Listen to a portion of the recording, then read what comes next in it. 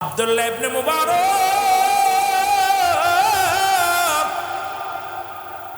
প্রতি বছর নবীদের রওজা জিয়ারত করে, প্রতি বছর মক্কা মদিনা জিয়ারত করে, একটা বছরও কাজা যায় না।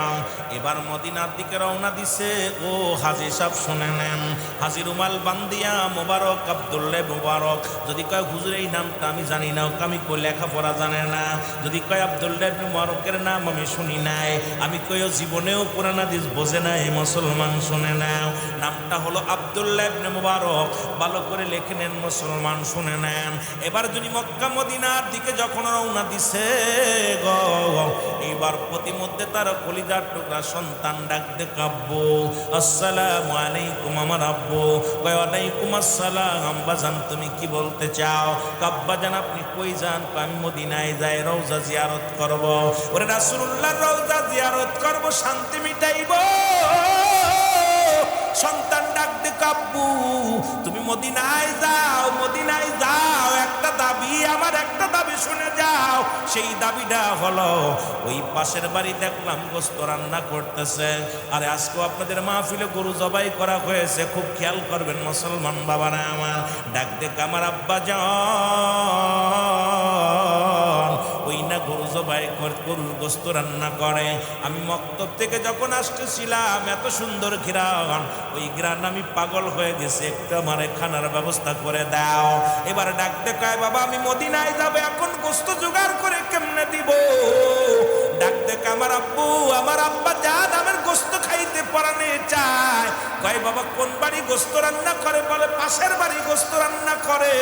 এইবার আব্দুল্লাহ ইবনে মুবারক চলে গেলেন, দা সালাম, দা সালামু আলাইকুম আলাল বাইত। ভিতর থেকে ওয়ালাইকুম আসসালাম। আব্দুল্লাহ আনসারী ডাক দে, ও মুসলমান আব্দুল্লাহ ইবনে মুবারক ডাক দে, কয় ভাই আপনাদের বাড়ি কি গোস্ত আনছেন? কয় হ। গোস্ত পাকাইছেন? বলে হ। কয় গোস্ত কি আপনাদের আমার ছেলে আইছিল নি? কয় হ। আমার ছেলে কি গোস্ত চেয়েছিল? বলে হ। কেন দেন নাই? বলে আপনি কি কোরআন পড়েন নাই? কোরআনের ভিতরে যাররা ব্যবহার করছে প্রতিবেশীর হকের বিষয়। আজকে আপনি আমার ছেলে আসলো, তারে গোস্ত দিলেন না, কেন দিলেন না? ডাকতে বলে, ও আব্দুল্লাহ ইবনে মুবারক কেন দিই নাই? এই কেনর জবাব আমি কেমনে দিব গো? আপনি একজন আলেম মানুষ, হাজী মানুষ, আল্লাহ আপনাকে মদিনা একাধিকবার নিয়েছেন। আপনার কাছে কি বলবো? আমি আমার আপনার সন্তানকে গোস্ত দিই নাই। জোরে জোরে চিল্লায় বলা যাবে না মারহাবা। আব্দুল্লাহ ইবনে মুবারক ডাকতে কয়, তুমি যদি মুসলমান হও, আরে মুসলমান শোনো গো, আল্লাহর দরবারে কি জবাব দিব? এই বাজারে বড় মাছ আসে, বড় লোক কিনা নিয়ে যায়, বাঞ্চা লোক ছায়া ছায়া দেখে আর কামার আল্লাহ আমারে তুমি গরিব বানাইলা, ওই মাছটা কিনার সাধ্য আমারে দিলা না। মুরগিগুলো কিনে নিয়ে যাও, বড় বড় মাছ, বড় বড় মুসলমান জোলায় নিয়ে যাও। রাসূল কুরআন বলছে, কুরআন কি বলে শোনো, আমার আল্লাহর বিধান শোনো। যে তুমি যে কোনো জিনিস কোনো যখন করাই করবা, এমন ভাবে তুমি রান্না করবা, সেই রান্নার ঘিরানটা যেন মানুষের নাকে না যায়। এইটা যদি তুমি সদাই করো, এমনও বড় লোক আছে আমার দেশে, ডাকাতে গাইয়া সুদের ব্যবসা করে, ঘুষের ব্যবসা করে, চাকরি করাইয়া বাজারাইয়া এমন ভাবে সদাই করে, গরিব মানুষ তাকায় তাকায় দেখার কাল্লা তুমি আমার গরিব বানাইলা। এই ধনিয়াইয়া ভালো ভালো মাছগুলো নিয়ে গেল, পশুগুলো নিয়ে গেল, এই কপাল পুরার কপালে এক পিস লেখলা না। ও মুসলমান শুনে নাও, কিয়ামতের ময়দানে তুমি কি জবাব দিবা? জোরে জোরে চিল্লায় বলা যাবে না আল্লাহু আকবার। মদিনা যাইতে পারলাম না, মদিনা।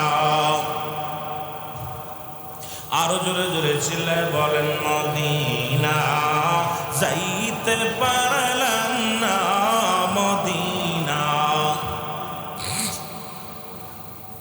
আমি অসহায় তাই এত দূরে রই, আমি অসহায় তাই এত দূরে রই, শুধুই সালাম জানাই, বলো শুধুই সালাম জানাই, মদিনা যাইতে পারলাম না, মদিনা।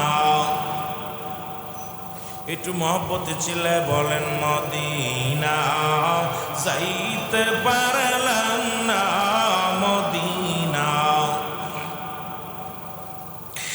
মদিনার নাম কত সুন্দর,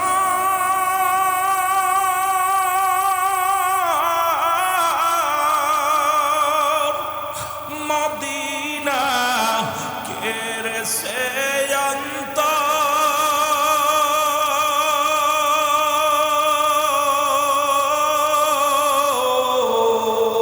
এই গরিব দুঃখীর সালাম খানি, জলকাটি জিলার সালাম খানি পৌঁছাই দিও মদিনায়, বলো পৌঁছাই দি মদিনা যাইতে পারলাম না, মদিনা দেখতে পারলাম না, বলো মদিনা যাইতে পারলাম না, মদিনা আমি অসহায় তাই এত দূরে রই, আমি অসহায় তাই শুধুই সালাম জানাই, বলো শুধুই সালাম জানাই, মদিনা যাইতে পারলাম না, মদিনা আয় হায় মহব্বতে বলেন মদিনা যাইতে পারলাম না, মদিনা মদিনার নাম কত মধু,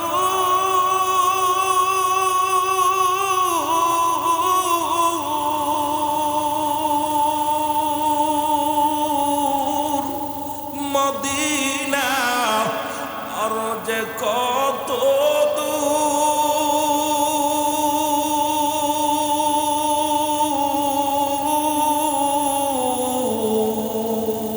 ওই মদিনার পথের তুলি, বলো ওই মদিনার মাকুতে পারলাম না, মদিনা যাইতে পারলাম না, মদিনা মহব্বতে বলেন মদিনা যাইতে পারলাম না, মদিনা এ দুনিয়ার মুসলমান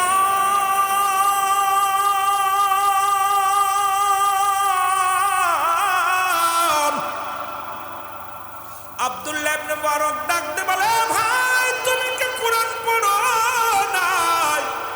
তুমি কি কোরআন পড়তে জানো না? কোরআনে প্রতিবেশীর হকের কথা আমার আল্লাহ বলেছে। তুমি গোস্ত রান্না করলে আমার ছেলে চাইলো দিলা না। আরে আজকে কত বাড়ি গোস্ত পাকায়, কত গেরান বাইর হয়ে যায়, প্রতিবেশী রাস্তা দিয়ে যায়, নাকে দেয় লাগে কয় বাড়ি গোস্ত পাকাইতেছে। তুমি এমন ভাবে ঢেকে রান্না করো যেন তোমার প্রতিবেশীর নাকে যায় না লাগে। যদি তুমি দিতে না পারো মুসলমান শুনে নাও, ইসলাম এত সহজ নয়। ইসলাম বাবা মামার বাড়ি মোয়া নয়। আজকে ইসলামের ভিতরে ঢুইকা ইসলাম মতো চলবা, ইসলাম মতো চলাফেরা করবা, তোমার মন মতো ইবাদত বন্দেগী করবা। কে তোমার একটার দিছে, কে তোমার এই পাওয়ার দিছে? ইসলামের কিছু মানবা কিছু মানবা না। তোমার মতো মুসলমানের জন্য আজকে 12টা বাজছে, ইসলামের মুসলমান শুনে নাও। এবার আব্দুল্লাহ ইবনে মুবারক ডাক দে যখন বলছে ভাই তুমি কেন দাও নাই, এবার ডাক দে কয় ভাই আব্দুল্লাহ ইবনে মুবারক শোনো, আজ 5টা দিন আমার ঘরে কোনো খানা না। ডাক দে বলে আব্দুল্লাহ ইবনে মুবারক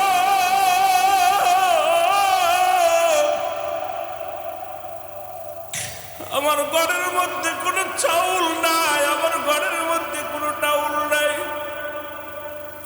আমার কয়েকটা সন্তান তারা চোখের পানি ছেড়ে কান্দে।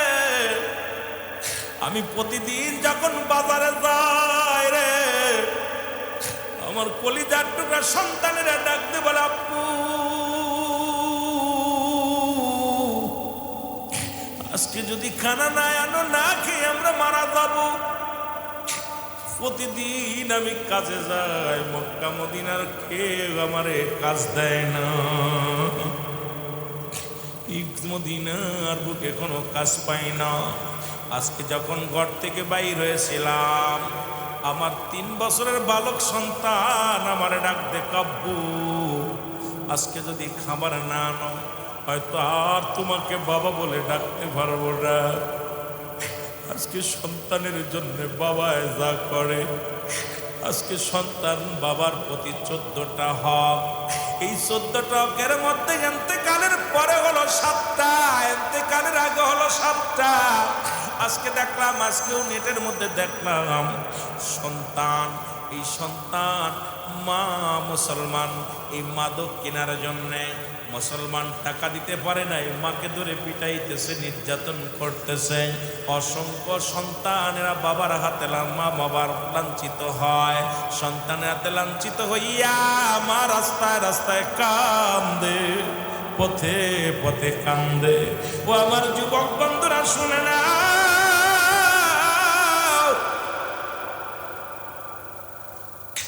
আজকে দুনিয়ার মধ্যে অসংখ্য যুবতীর কারণে মায়ের চোখে পানি পড়ে, বাবার চোখের পানি পড়ে রে।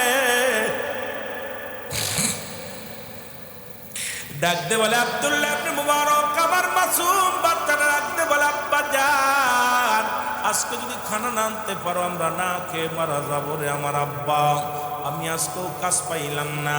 যখন সৈন্য ব্যাগটা নিয়ে আমি বাড়ির দিকে ফিরতেছিলাম, বারবার আমার সন্তানের কান্নাটা কানে এসে লাগতে, আমার হৃদয়ের ভিতরে লাগতেছিল, রে আজকে যারা বাবা হইছ, আরে তোমরা একদিন বাবা হবা। বাবা যে কত বড় নিয়ামত, কত বড় বটবৃক্ষ, থাকতে বুঝলাম না। আজকে যাদের নাই, যুবকেরা শোনো, থাকতে বোঝো না, না থাকলে বোঝো। যাদের নাই আজকে তারা বোঝে আমরা কি হারাইলাম। যখন থাকে তখন বুঝি না, বুঝি না। ওই বাবা নামের বৃক্ষ ডালটা, মুসলমান মা নামের বৃক্ষ গাছটা, এই 2টা গাছটা যে পৃথিবীর মধ্যে কত বড় নিয়ামত, এটা আল্লাহ আমাদের বোঝার জন্য তৌফিক দান করে। জোরে জোরে চিল্লায় বলা যাবে না মারহাবা, আর একটু জোরে জোরে চিল্লায় বলা যাবে না আল্লাহু আকবার। ডাকতে বলে আব্দুল্লাহ ইবনে মুবারক,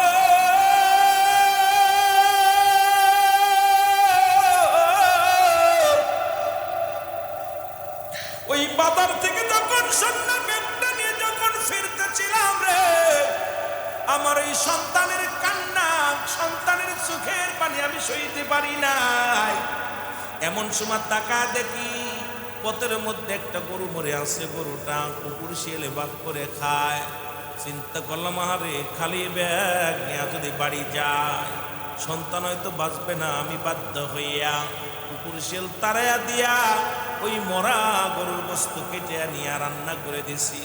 এই কারণে আমি আপনার সন্তানের দিই না, কারণ আপনি একটা হাজি মানুষ, আপনার সন্তানের আমি মরা গরুর গোশত দিই নাই। এর জন্য যদি বেয়াদবি হয়, আপনি আমারে ক্ষমা করে দিবেন। আব্দুল্লাহ ইবনে মুবারক ডাকতে বলে, ভাই আমারে কি শোনাইলা? আরে আমি মদিনায় যাব না, দাঁড়াও দাঁড়াও। এবার এক দড়ি বাড়ি চলে গেলেন। বাড়ি যাইয়া চাউল ডাউল নিয়ে, টাকা নিয়ে একটা দড়ি বাড়ি চলে আসা। সে কয়, ভাই নাও, এইটা তোমার সন্তানদের রান্না করে দাও, আর আমার কাছে যা চাইবা আমি তাই দিয়ে দিব। আমি এবছর মদিনায় যাব না। এই মদিনায় হজ করতে যে টাকা লাগতো, সেই টাকা আমি তোমার দিয়ে দিলাম। এবছর আমি মদিনায় যাব না।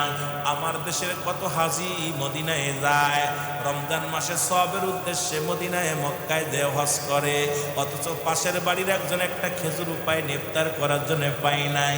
ওরে মুসলমান, পানি দিয়া ইফতার করছে, মুসলমান বাসি ভাত খেয়ে রোজা রাখছে, আর হাজি বারবার মদিনায় যায় অধিক পরিমাণ সবের আশায়। চিন্তা করে মদিনা এক রাকাত নামাজ পড়লে এত সব হইব, মক্কায় এক রাকাত নামাজ পড়লে এত সব হইব, মদিনায় যাইয়া তওয়াফ করলে এত সব হইব। প্রতিবেশী না খেয়ে আছে, সিরা কাপড় গায়ে দিয়ে মুসলমান ঈদগার ময়দানে যায়। আবার আমার মুসলমান বাবারা, আজকে তো দেশের মধ্যে, আমার গ্রামের মধ্যে তো ইনসাফ যদি ঠিক থাকতো, আমার দেশের মধ্যে যদি ইনসাফটা ঠিক থাকতো, ধনী গরিব ভেদাভেদ হইতো না। জোরে জোরে বলেন ঠিক কিনা? আজই মদিনায় বারবার যায়, ওদিকে প্রতিবেশী না খেয়ে মরে যাচ্ছে, খোঁজ নাই। কত টাকাওয়ালার টাকা 3 তলা 4 তলা 10 তলা বাড়ি দিতেছে, আর গাছতলা কাঁদতেছে এক মোটা ভাতের জন্য। জোরে বলেন ঠিক কিনা? এক মোটা ভাতের জন্য অসংখ্য নর নারী চিৎকার মারতেছে, এক মোটা খাবার নেই পকেটে, পেটে খাবার নাই, কত কষ্ট। আর হাজি বারবার যাচ্ছে মদিনায়। আমার বাবারা, আমার গভীর মনোযোগ। এবার আব্দুল্লাহ ইবনে মুবারক কোন মদিনায় যায় না রে। 45 দিন পরে হাজিরা বাড়ি ফিরলো। লোকজন আব্দুল্লাহ আনসারী মুসলমান আব্দুল্লাহ ইবনে মুবারকের বাড়ি আসলো, সালাম দা, আসসালামু আলাইকুম। ও ভাই মুবারক, তুমি এমন করলা কেন? বলে কি করলাম? কয় একই সাথে তওয়াফ করলাম, একই তাঁবুর মধ্যে ঘুমাইলাম, একই সাথে খাইলাম, তুমি কবের ফ্লাইটে চলে আসলাম, আমাদের তো বলে আইলা না। আব্দুল্লাহ ইবনে মুবারক ডাক দিয়ে কয়, ভাই খোদার কসম করে বলি, আমি এবার মদিনায় যাই নাই, হজ করতে যাই নাই, এবছর আমি মদিনায় যাই নাই, মক্কা মদিনায় যাই নাই। হাজি সাহেবরা কয়, আপনি মিথ্যা বলেন কেন? আপনি একজন হাজি মানুষ, আমাদের একজন আপনি মুআল্লিম, কারণ আপনার সঙ্গে আমরা একসাথে তওয়াফ করেছি, একসাথে চলাফেরা করলাম, একই তাঁবুর মধ্যে নামাজ পড়লাম, একই জায়গায় খাইলাম, আপনি বলেন আপনি যান নাই। আব্দুল্লাহ ইবনে মুবারক বলে, খোদার কসম করে বলি, আল্লাহর কসম করে বলি, এবছর আমি মক্কা মদিনায় যাই না। এবার হাজিরে মুসলমান ডাকতে বলে, ইলহামের মাধ্যমে আসে, ডাকতে বলে, আব্দুল্লাহ ইবনে মুবারক শোনো গো, তোমার দান, তুমি এই বছর দান করেছো, তোমার দানটায় আমি আল্লাহ এত খুশি হয়েছি। এবছর মক্কা মদিনায় যত হাজিরা আসছে, তোমার দানের ওসিলায় সব হাজিদের হজ আমি আল্লাহ কবুল করে নিছি। ধরে বলেন মারহাবা। এ মুবারক, তোমার বানাইয়া তোমার যারা পরিচিত সবার সামনে ঘুরাইছে, তোমার সাজাইয়া পুরো মক্কা মদিনা তওয়াফ করাইছে, তোমার স্বপ্ন ছিল মদিনায় যাওয়া, সব জায়গা তোমারে ঘুরাইছি, কিন্তু তুমি শুনে রাখো, তোমার দানটা এবার আমি আল্লাহ এত খুশি হয়েছি।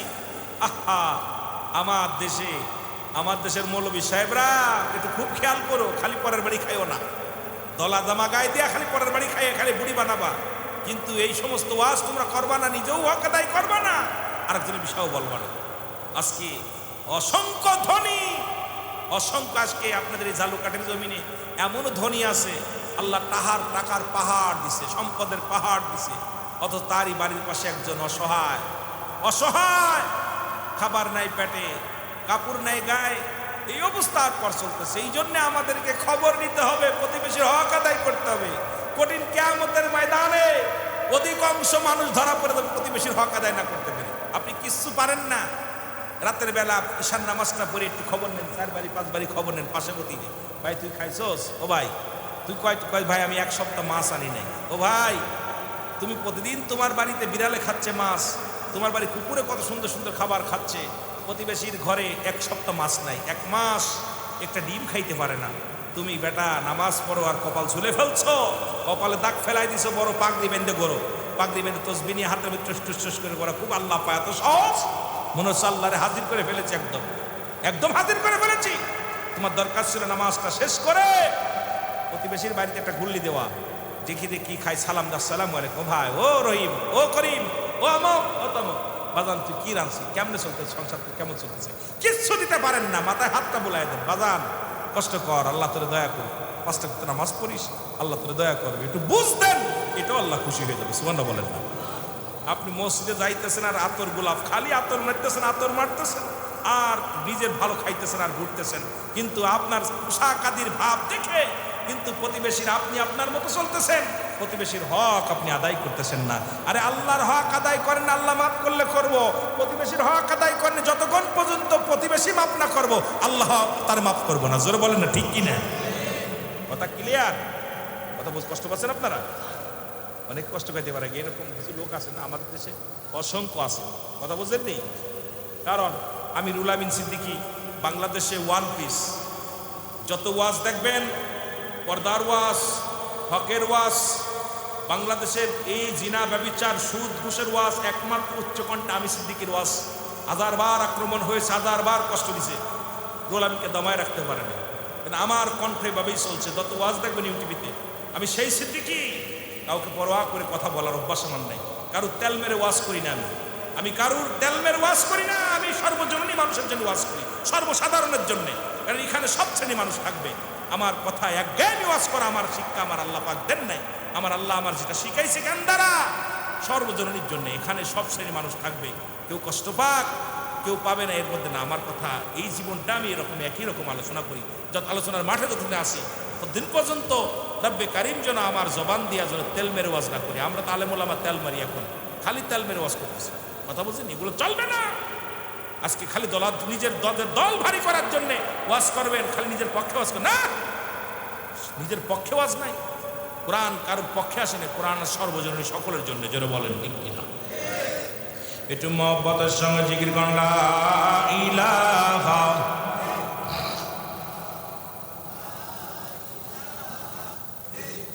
और जोरे ला इलाहा बैजन नसिया खेले पे मेरा खेला फिरौंदे तार कत জ্বালা বলবাসিয়া খেলে पे मेरा खेला फिरौंदे तार আল্লাহ বলে ও জিবরাইল খুলে দাও জান্নাতের তালা লা ইলাহা আর জোরে লা ইলাহা।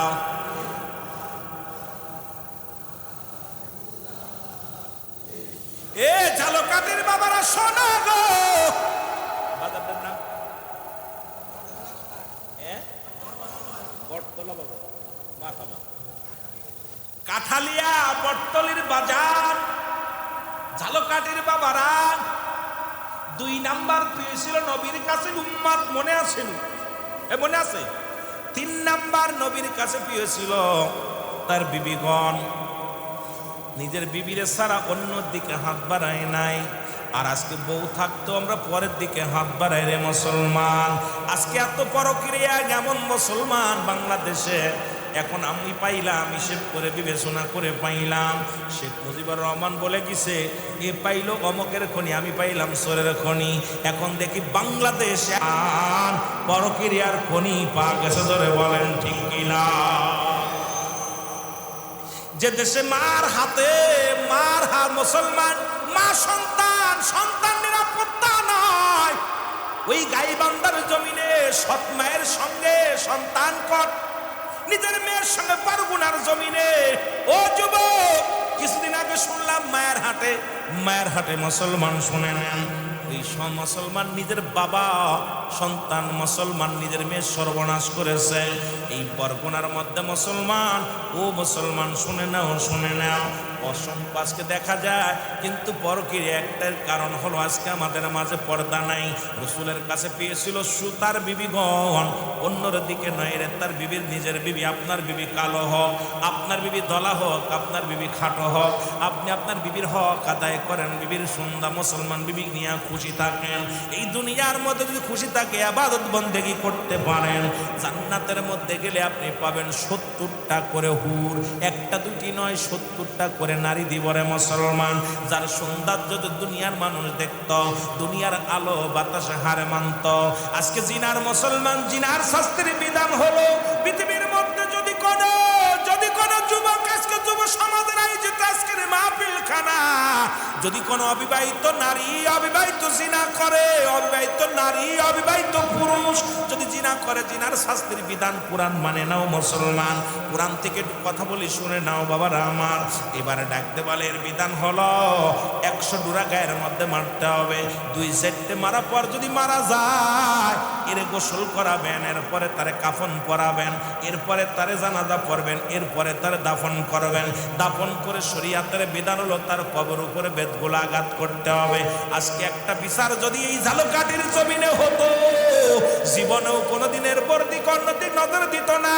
ও যুবক, রাসূল তো নিজেই বলছে 2টা দিনের যে ব্যক্তি আমার কাছে জামিনদার হয়ে যাবে, আমি নবী তার জান্নাতে ঢুকায়া দিব, হাত ধরে জান্নাতে নিব। তার মধ্যে একটা হলো 2 পায়ের মধ্যবস্তু, আর একটা হলো 2 গালের মধ্যবস্তু, একটা হলো জিহ্বা, আর একটা হলো লজ্জাস্থান। মুসলমান একমাত্র স্বামী ব্যতীত অন্য কোনো পুরুষের কাছে যায় না, একমাত্র স্ত্রী ব্যতীত অন্য কোনো পুরুষ মুসলমান অন্য স্বামীর কাছে যায় না। আল্লাহর নবী কথা দিছে রে, এই 2টা জিনিস যে ব্যক্তি হেফাজত করতে পারবে, আল্লাহর নবী তার হাত ধরে জান্নাতে নিবে। ধরে বলেন সুবহানাল্লাহ। কোন আলেম এটা খণ্ডন করতে চাইলে ও কোন আলেম সাহেব থাকলে পারে, নবীজি নিজে ওয়াদা করেছে আমি নবী তার জান্নাতে নিব। নবীজি নিজে বলছে আমি তার জান্নাতে নিব। আজকে বাংলাদেশের যে অবস্থা, খুব করুণ কাহিনী রে মুসলমান। এইবার যদি কোনো বিবাহিত নারী বিবাহিত পুরুষ যদি জিনা করে, জিনার শাস্তির বিধান হলো, শুনে নাও শুনে নাও, বিবাহিত থাকার কারণে জিনা করলে তার কোনো মুসলমান সর্বপ্রথম তারে মাটিতে পুঁতে ফেলো, বুক পর্যন্ত কঙ্কার নিক্ষেপ করো, পাথর ছুঁড়ে মারো, যতক্ষণ পর্যন্ত মৃত্যুবরণ করবে না। যখন নিশ্চিত হয়ে যাবে মারা গেছে, মারা গেলে তারে খুশে তুলবে, মাটি থেকে তুলবে, তুলিয়া পৃথিবীর মধ্যে বিবাহিত হওয়ার কারণে সে জানাজা পাবে না, সে কাফন পাবে না, দাফন পাবে না। পৃথিবীর কোনো আলেম তারা জানাজা পড়াতে পারবে না, পৃথিবীর কোনো জায়গায় তারে দাফন দেওয়া যাবে না, পৃথিবীর কোনো কাপড় তারে দেওয়া যাবে না। বিবাহিত নারী বিবাহিত পুরুষ যদি হয়, তাকে মুসলমান পৃথিবীর মধ্যে কুকুর শিয়ালদের তার লাশটা খাওয়ায় দিতে হবে। আজকে আমার দেশের বউ নিয়ে যায়, ওর ছেলে ওর মেয়ে নিয়ে যায়। একটা বিচার যদি হতো, আল্লাহর কসম করে বলি, আল্লাহর কসম করে বলি, চিরতরে ঝালকাঠির জমিন থেকে জিনা বেবিচার পালায়া চলে যেত। জোরে বলেন। বিবাহিত হওয়ার পর বিবাহিত কোনো পুরুষ বিবাহিত কোনো নারী জিনায় সংগঠিত হলে পাপাকাদের কারণে তার জানাজা হবে না, দাফনও করা যাবে না, কাফনও করানো যাবে না, জানাজাও করানো যাবে, কোনো মৌলবী সে জানাজা করাতে পারে। এখন মৌলবী লোভে পড়ে গোপনে 10,000 দিলে মৌলবী জানাজা পড়ে। অজয় অসংখ্য অসংখ্য আলেমরা জানা পরও ধরা পড়ছে না, জিনা করছে। মাতবাররা টাকা খায়, পুলিশ বাহিনী টাকা খায়, ঘুষখোর, এই ঘুষখোররা টাকা খায়। আর আমার দেশে অসংখ্য ঘুষখোর উকিল আছে, এই জিনাখোররে নিষ্পাপ বানায়া জেল থেকে ছাড়ায়। জোরে বলেন ঠিক কিনা? এই যে আপনাদের এলাকা আছে না, তিন্নি না মিন্নি, বরিশালে মিন্নি না কিনা? হ্যাঁ, এই কথা বলো না কেন বাবা? ওর বাবা মুজাম্মেল হক, আরে মেয়ে স্বামীরে মেরে ফেলছে পরক্রিয়া করার পর, সেই মেয়ের জন্য আদালতে যায়, লজ্জা লাগে। সেই জেলায় সুয়াস করতে আমি সেই পাশাপাশি, তোর মরে যাওয়া উচিত যে পরক্রিয়া করে এক নিজের স্বামীকে মেরে আর একজনের লগে চলে গেছে। আজকে সেই মেয়ের জন্য আদালতে যাস, লজ্জা করে না? আরে ছেলে মেয়ে তো আমানত, এটার খেয়ানত করার অধিকার কেউ নাই। ওই ছেলে মেয়ে একদিন বুকে লাথি মারবে, জাহান্নামে যেতে হবে। যেটা বলেন ঠিক কিনা? যদিও প্রেমে পড়েছেন বাবা, এই সন্তানের কারণে অধিক মানুষ জাহান্নামে যাবে। এদের প্রেমে পড়ে সর্বনাশ হয়ে যাচ্ছে। যারা আজকে দুনিয়া নামাজ পড়ে না, ত্যায্য করে দেন, দরকার নাই। আপনার কথা শুনে না, ত্যায্য করে দেন। ও সুদ খায়, ঘুষ খায়, ত্যায্য করে দেন। ও মাদক খায়, গাঁজা বা ফেন্সিডিল মাতবারে ডাক দেন, ডাক দিয়ে ত্যায্য করে দেন। গ্রাম থেকে একটা ছেলে যদি ত্যায্য করতেন, দেখতেন সোজা হয়ে যেত এলাকার মানুষ। আপনারা মায়া ছাড়তে পারতেছেন না, ওই ছেলে একদিন জাহান্নামের কারণ হবে। জোরে বলেন ঠিক কিনা? আরো জোরে বলেন ঠিক কিনা? এই জাহান্নামের কারণ হবে। দাদা, ও দাদা, 3টা জিনিস যেমন কাজে লাগবে, নেক আমল, সদকায়ে জারিয়া, নেককার আমল আর নেককার সন্তান। সন্তান রাখছেন দাঁড়ায় প্রস্রাব করে, দোয়া করে না। দোয়া করবো রাব্বির গামহুমা কামা রব্বায়ানি সগীরা। ও তো নামাজই পড়ে না, ও কেমনে দোয়া করবে? যেটা বলেন ঠিক কিনা? যিনি খুব কষ্ট লাগে যে আজকে এত কষ্ট বাদান, আপনাদেরকে কি বলবো, সারা বাংলাদেশে যে অবস্থায় জিনাবে বিচার চলতেছে, বিচার নাই। পুলিশ প্রশাসন বলেন, এমপি বলেন, মন্ত্রী বলেন, এইগুলোর আগে সাইজ করতে হবে, এইগুলোর আগে সাইজ করতে হবে। এই ঘুষখোর, ঘুষ খায়া সব লন্ডভন্ড করে ফেলতেছে বিচার। আপনি যে অন্যায় করেন নাই, অন্যকে সাহায্য করেছেন, পাপের ভাগ সমান, এর থেকে বাঁচা সম্ভব না। বলেন দিয়ে আপনার আমার মরণ আছে? মরণ আছে আপনাদের? কার কার মরণ নাই একটু হাত তোলেন। এই মরণ নাই কার কার একটু হাত তোলেন। মরণ আছে? আল্লাহ কবুল করুন, সকল বলুন আমিন। মহব্বতের সঙ্গে দুরূদ শরীফ পড়ুন, আল্লাহুম্মা।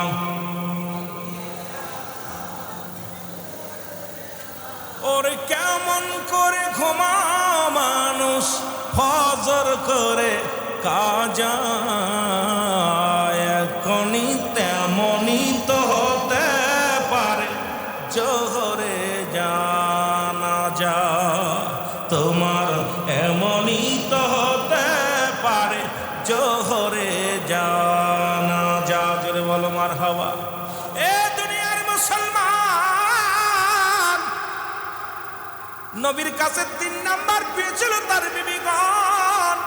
আজ থেকে নিজের বিবিরে ভালোবাসবো। 4 নাম্বার নবীর কাছে পেয়েছিল সুগন্ধি জিনিস। আরো জোরে বল। সুগন্ধি। আমাদের কাছে বিড়ি, আমাদের কাছে সিগারেট, আমাদের কাছে মদ, আমাদের কাছে গাঁজা, আমাদের কাছে ইয়াবা, আমাদের কাছে ফেন্সিডিল। যদি নবীর উম্মত বলে দাবি করতে হয়, আজ থেকে বিড়িতে দাম দেওয়া যাবে না। নবীর উম্মত বলে দাবি করতে হয়, একদিনও গাঁজা খাওয়া যাবে না। নবীর উম্মত বলে যদি দাবি করতে হয়, মদ খাওয়া যাবে না, তারি খাওয়া যাবে না, পেন্সিল খাওয়া যাবে না। কারণ নবীর কাছে 4 নাম্বার পেয়েছিল সুগন্ধি জিনিস। আজ থেকে সুন্দর যেটা সেটাই ভালোবাসবো।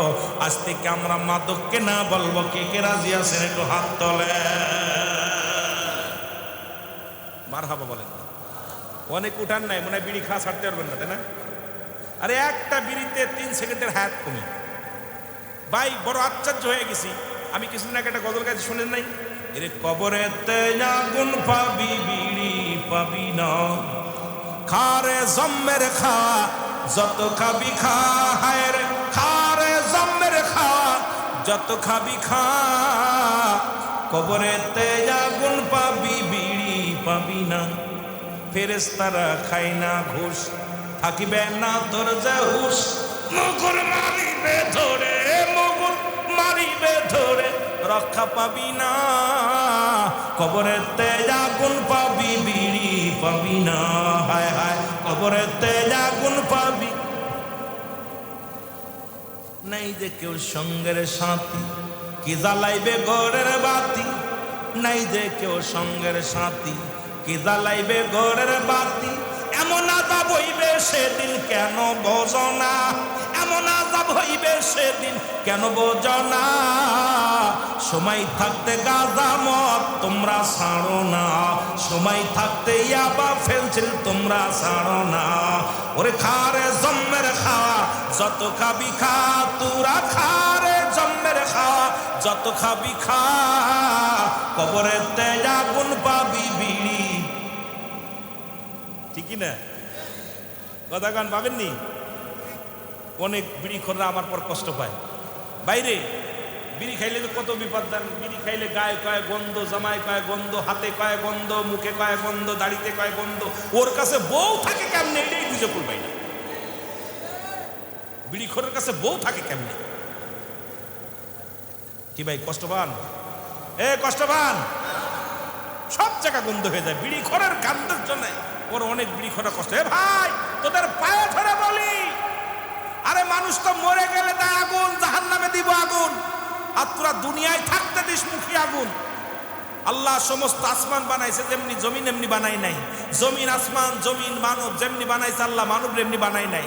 আল্লাহ কয় ফেরেশতা যেমনি বানাইলাম আমি এমনি বানাই নাই, আমি আমার কুদরতি হাত দিয়া মানুষকে বানাইছি। সেই কুদরতি রূপ আল্লাহ রাব্বুল আমিন নিজের কুদরতি হাত মুবারক তোকে দিয়া বানাইছে, আর সেই মুখের মধ্যে কেমনে তুই বিড়ি সিগারেট দিস, বড় কষ্ট লাগে। জোরে বলেন ঠিক কি?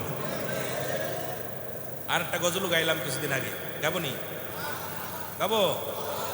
ও বুড়ার চুল পেকেছে পাকছে দাড়ি গাল করেছে ব্যাক, ও বুড়ার চুল পেকেছে পাকছে দাড়ি গাল করেছে ব্যাক,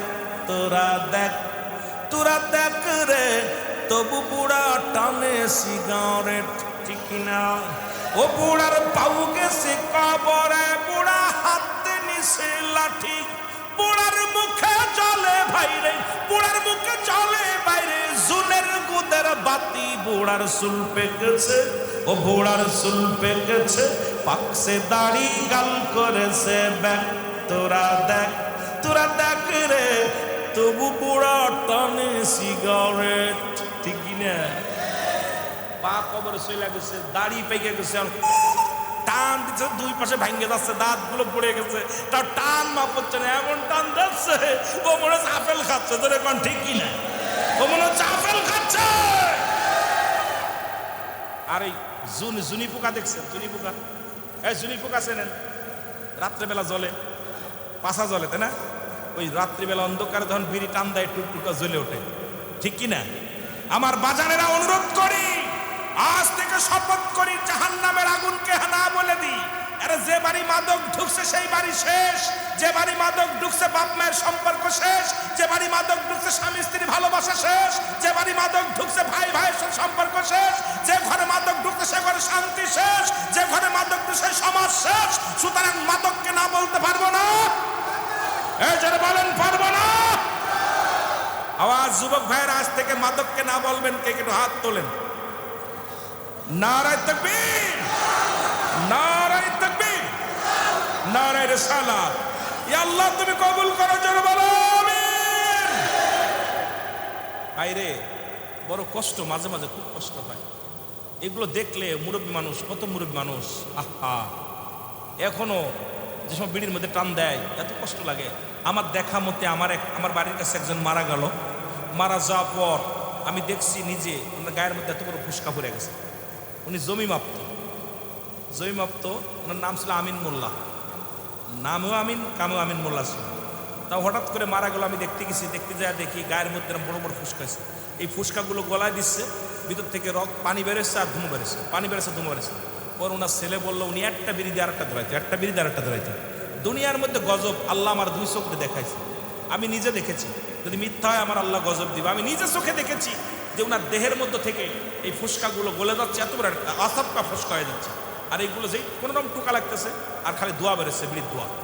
এইটা দুনিয়ার মধ্যে আমি নিজে চোখে দেখেছি। সুতরাং আমি তোদের পায়ে ধরে আব্বা, জালকাঠির জমিনে যেহেতু আনছে আমার আল্লাহ আনছে, এই জালকাঠির জমিনে কায়েস সাহেব হুজুর, আহা, যিনি জগৎ বিখ্যাত একজন আল্লাহর মাহবুব বান্দা, যিনি শুয়ে আছেন জালকাঠির জমিনে বিশাল কামেল মাদ্রাসা, চরমনার জমিনে হুজাল্লাহর উলি শুয়ে আছেন, এই আপনাদের বরগুনার জমিন আল্লাহর উলিরা শুয়ে আছেন। সেই জমিনের মানুষগুলো যদি এখান থেকে আমরা যদি ইসলামের বিধান মেনে চলি, শান্তি আসবে কি আসবে না? জোরে বলেন, আসবে কি আসবে না? আহা, আল্লাহ কবুল করুক, সকল বলেন আমিন। মহব্বতের সঙ্গে দুরূদ শরীফ পড়ুন, আল্লাহুম্মা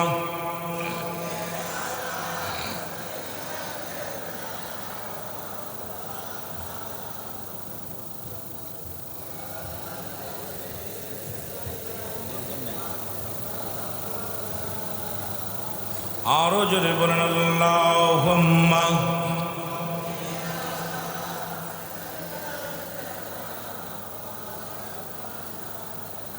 ওয়ালা সাইয়্যিদিনা, এ দুনিয়ার মানুষ শুনে নাও, পৃথিবীর মধ্যে জগৎ বিখ্যাত যিনি, যার নাম আমার নবী রাহমাতুল লিল আলামিন, যিনি নবীদের নবী, ওনার খলিফা কেমন দেশ পরিচালনা করত, কেমন ভাবে রাষ্ট্র পরিচালনা করত, কেমন ভাবে গুছায় রাখতে, একটু খেয়াল করবেন। ইসলামের দ্বিতীয় খলিফা ওমর ফারুক রাদিয়াল্লাহু তাআলা আমার নবীজি বললেন, আমার পাশে আমি যেখানে দাঁড়াইব, আমি যখন থাকবো না এখানে দাঁড়াইবে আমার সাহাবী হযরতে আবু বকর সিদ্দিক রাদিয়াল্লাহু তাআলা। যখন আবু বকর থাকবে না তখন ওই জায়গা দাঁড়াবে হযরত উমরে ফারুক রাদিয়াল্লাহু তাআলা। যখন উমরে ফারুক থাকবে না তখন দাঁড়াবে ওই জায়গা হযরত উসমান গনি রাদিয়াল্লাহু তাআলা। যখন উসমান গনি থাকবে না তখন দাঁড়াবে কে? দাঁড়াবে হযরত আলী রাদিয়াল্লাহু তাআলা। রাসূল এইভাবে সাজায়া দিয়ে গেলেন। রাসূল ইন্তেকাল করলেন, হযরত উমরে হযরত উসমান হযরতে আবু বকর সিদ্দিক রাদিয়াল্লাহু তাআলা আনহু উনি হলেন খেলাফতি পাইলেন, উনি রাজ্যের দায়িত্ব নিলেন। এবার উনি ইন্তেকালের পরে যখন মুসলমান ইসলামের দ্বিতীয় খলিফা হযরত উমরে ফারুক রাদিয়াল্লাহু তাআলা আনহু, একটু খেয়াল করেন আমার যুবক ভাইয়েরা, দেশটা কেমন ভাবে পরিচালনা করলেন। উনি একবার ছদ্মবেশে রওনা দিলেন, ছদ্মবেশে রওনা দিয়ে চলে গেলেন, যাইয়া মরু প্রান্তরে চলে গেলেন। ওনার গায়ের মধ্যে পোশাকটার মধ্যে 22টা তালি। কয়টা তালি? জোরে বলেন কয়টা তালি? আর আমার দেশের এমপিদের কয়টা তালি যুক্ত গায়ে দেয়? আমার দেশের মন্ত্রীরা কয়টা কার তালি যুক্ত গায়ে দেয়? আরে আমার দেশের এমপিদের বড় বড় বাড়ির মালিক হয়, গাড়ির মালিক হয়। আমার দেশের নেতার, আমার দেশে একজন পিয়নের যদি 10 তলা বাড়ি হয়, আমার দেশের এমনও পিয়ন আছে যে পিয়নেরও 10 তলা বাড়ি হয়েছে। বেতন পায় কত? বেতন 7,000 টাকা। ছেলে পড়ে মুসলমান এমন স্কুলে যার বেতন হলো 25,000 টাকা। মেয়ে পড়ে যে স্কুলে বেতন হলো 20,000 টাকা। এই টাকা আসে কোথায়? আয়ের উৎস কোথায়? আজকে কে ধরবে রে মুসলমান? শুনে নাও, শুনে নাও। আজকে আমার দেশে পিয়নের বাড়ি গাড়ি হয়। এই দুর্নীতিতে চ্যাম্পিয়ন আমরা বারবার হয়েছি, কারণ আমাদের চরিত্র পরিবর্তন হওয়ার সম্ভব নয়। খলিফা হযরত উমর ফারুক রাদিয়াল্লাহু তাআলা আনহু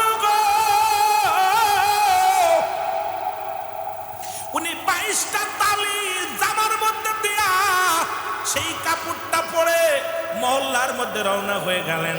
এবার মরু প্রান্তরে যায়, পিপাসায় কাতর হয়ে গেছে। খলিফা ওমর ক্ষুধার্ত লেগে গেছে, ক্ষুধাও লাগছে, পিপাসাও লাগছে। দেখ এক রাখাল উনি বকরি চড়াইতেছে, ডাকতে বলে, আসসালামু আলাইকুম ভাই রাখাল। ওয়ালাইকুম আসসালাম। রাখাল রে তুমি কি মুসলমান? বলে আমি একজন মুসলমান। আমিও মুসলমান, আমি একজন পথিক। হযরত উমর পরিচয় দেয়, নিজের পরিচয় দেয়, আমি একজন পথিক। রাখালকে ডাকতে বলে, রাখাল রে আমি পিপাসায় আছি, আমি বড় পিপাসায় আছি, ক্ষুধার্ত অবস্থায় আছি। রাখাল তুমি আমাকে একটু সাহায্য করো, এক পেয়ালা দুধ আমারে দাও। আমি এক পেয়ালা দুধ খেয়ে আমি কি করব? পিপাসা নিবারণ করব। আমি এক পেয়ালা দুধ পান করে আমি ক্ষুধা নিবারণ করব। রাখাল ডাকতে বলে, পতি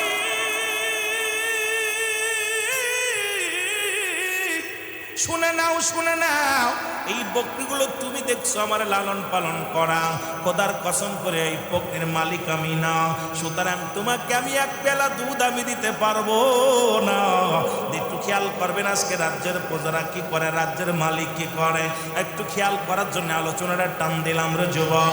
ডাকতে কয় এই বকরির মালিক আমি না, যেহেতু মালিক আর একজন, আমি তার কর্মচারী। আমার মালিকের হুকুম ব্যতীত এক পেয়ালা তো দূরের কথা 100টা দুধ আমি তোমার দিতে পারবো না। হযরত উমর ফারুক রাদিয়াল্লাহু তাআলা ডাকতে কয়, ও রাখাল, আরে আমি পিপাসায় বড় কাতর হয়ে গেছি, ক্ষুধার্ত অবস্থা আছি, আমাকে এক পেয়ালা দুধ দাও। আপনি কি শুনতে পান না? আপনি এইরকম, আপনি কেন চোর? আপনি কি চুরি করতে বলেন? আপনি কি জানেন না এই বকরির মালিক আমি না?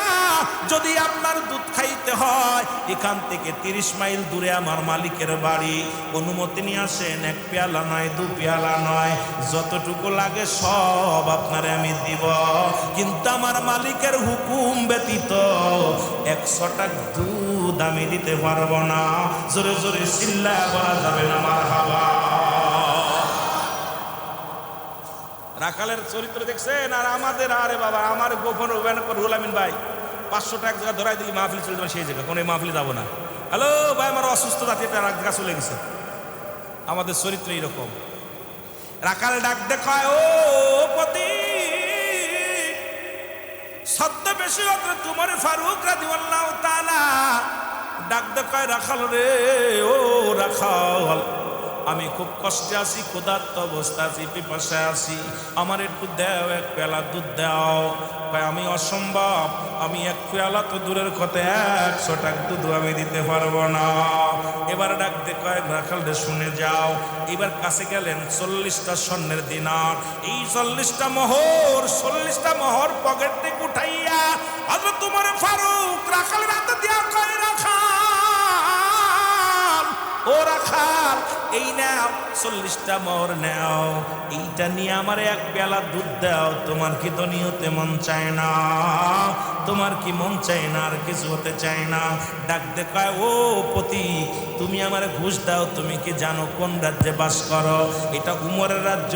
যদি শুনতে পারে উমরের লোকজন যদি গোয়েন্দা বিভাগ, উমরের যদি ও মুসলমান গুপ্তচররা যদি জানতে পারে, তোমারও মাথা যাবে, আমারও মাথা যাবে। আর সবচেয়ে বড় কথা, তুমি আমার 1000 মোহর যদি দাও, এক পেয়ালা দুধ আমি দিতে পারবো না। তুমি একটা মুনাফিক মুসলমান, তুমি একটা চোর। হযরত উমরকে যখন মুনাফিক বলে গালি দিলেন, চোর বলে গালি দিলেন, হযরত উমরে ফারুক এমন একজন নেতা ছিলেন রে মুসলমান, যার নাম শুনলে যে পথে যাইতো সেই পথে মাস্টার ইবলিস পর্যন্ত যাইতে ভয় পেত। কিন্তু হযরত উমরকে এত গালিগালাজ করে উমর রাগান্বিত হয় না, চুপ করে থাকে। ডাকতে বলে রাখাল রে একটু দুধ দাও, দুধ দাও। ডাকতে কয় তুমি এমন চোর, তুমি একটা মুনাফিক মুসলমান, তুমি আমারে বললা ঘুষ দিলা। শুনে রাখ, উমরের গুপ্তচর দেখে নাই, উমর দেখে নাই, আমার মালিকও দেখে নাই, কিন্তু আমার মালিকের মালিক, এই আসমান জমিনের মালিক যিনি গো, সেই রব্বে কারিম কি আমার দুর্নীতি দেখবে না?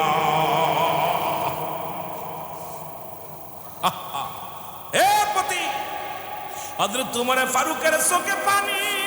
আল্লাহ, আমার রাজ্যের জন্য রাখাল, সে আল্লাহরে কত ভয় পায় রে। আমার রব্বে কারিম, এই রাখালের আদর্শ দেখে আমি উমর মুগ্ধ হয়ে গেলাম, এবার ডাক দে কয় ও রাখাল, রাখাল রে একটু দুধের পেয়ালা দাও। কয় তুমি শুনতে পারছো নি? এবার হযরত উমরে ফারুকরে যখন মুনাফিক বললেন, এবার হযরত উমর নিজের শুধু নিয়ে ডাক দেখো রাখাল, আমি জানতে চাই, আমারে চোর বললা মেনে নিলাম, তুমি আমারে মুনাফিক বললা কিসের কারণে একটু বলো শুনি। কয় এই জন্যে তোমারে মুনাফিক বললাম, তুমি আমার আল্লাহরে ভয় পাও না, কারণ তুমি আমার মওলারে ভয় পাও না। এই দুনিয়ার মধ্যে উমরের ভয় পাও, উমরের মজা গুপ্তচরের ভয় পাও, আমার রাখালরে ভয় পাও, কিন্তু তুমি আমার আল্লাহরে কি ভয় পাও না? আমার আল্লাহ যে তোমারে দুধ দিলে আমার আল্লাহ দেখবো আমি কিয়ামতের ময়দানে কি জবাব দিব। এইটা বলিয়া হযরত উমর যখন শুনলেন, এবার রাখাল চুপ করে রইলেন, উমরও চুপ করে রইলেন। হযরত উমর ফারুক ডাকতে বলে, রাখাল রে, জীবনে কি তোর ধনী হওয়ার স্বপ্ন নাই? জীবনে কি তোর কোনো আশা নাই? রাখাল বলে আমার দুইটা আশা আছে জীবনে। একটা আশা হলো, একটা আশা যেন আমার ইমানের সঙ্গে মৃত্যু হয়,